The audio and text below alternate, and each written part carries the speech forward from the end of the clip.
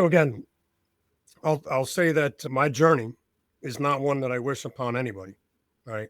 And I for could not figure out for any reason why anybody would want to hear about my story, let alone read about it, right?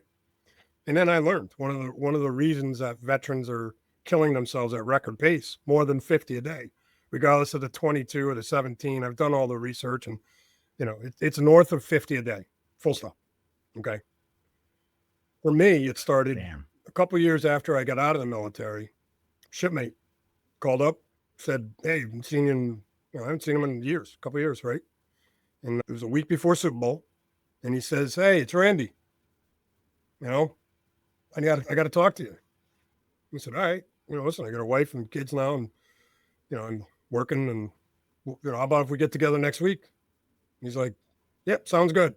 So I said, "All right, I'll call you." This is back when you had rotary phones and no cell phones, right? Yeah, yeah. So that was it. I just said, "I'll call you in a week," right? So a week goes by, I call him, and this lady's on the phone.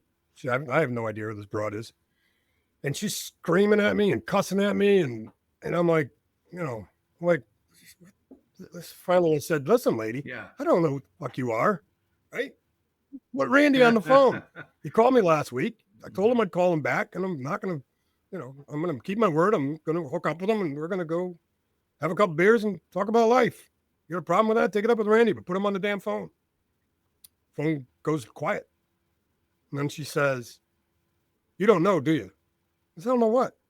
She says, "You're the guy he called." Now I'm putting it together. Right after he got off the phone Oh, with you, he went fuck. outside and hung No. himself. Don't call here again. Click. That was my introduction to veteran Oh, suicide.